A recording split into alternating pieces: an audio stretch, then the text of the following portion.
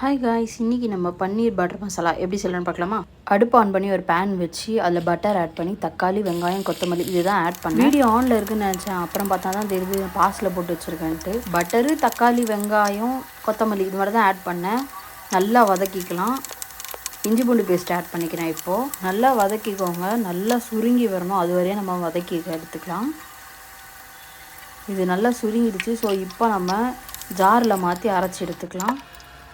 Again அடுப்பு on பண்ணி ஒரு பேன் வச்சு பட்டர் ஆட் பண்ணிவிட்டு இது கூடவே வெட்டி வச்ச பன்னீரையும் ஆட் பண்ணிவிட்டு pepper, salt, red chilli powder இது எல்லாத்தையும் ஆட் பண்ணி நல்லா சாட்டே பண்ணி தனியாக எடுத்து வச்சுக்கலாம். இந்த பன்னீரை இப்போ எண்ணெய் இல்லை பட்டர் எதனா ஒன்று ஆட் பண்ணிவிட்டு சோம்பு ஆட் பண்ணிவிட்டு அரைச்சி வச்ச பேஸ்ட்டையும் ஆட் பண்ணிக்கலாம். இது கூட கொஞ்சமாக தண்ணி ஆட் பண்ணிக்கிறேன். இப்போ இது கொதி வரும்போது garam masala, chicken masala, red chilli powder, கலந்த மிளகாத்தூள், அப்புறமா பன்னீர் இது எல்லாத்தையும் ஆட் பண்ணி ஒரு 10 நிமிஷம் லிட் போட்டு வேக வச்சு எடுத்துக்கலாம்.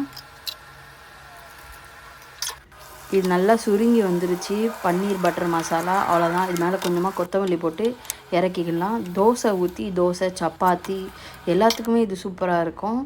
இதில் நான் என்ன ஒரு தப்பு பண்ணிட்டேன்னா பன்னீரை பெருசு பெருசாக போட்டுட்டேன். அது கொஞ்சம் நல்லா இல்லை, பட் டேஸ்ட்டு சூப்பராக இருந்தது.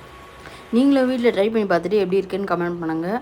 லைக் பண்ணுங்கள், ஷேர் பண்ணுங்கள், சப்ஸ்கிரைப் பண்ணுவாங்க. மறக்காமல் நம்மளோட இன்ஸ்டா அக்கௌண்ட்டும் ஃபாலோ பண்ணிக்கோங்க. தேங்க்ஸ் ஃபார் வாட்சிங். பை.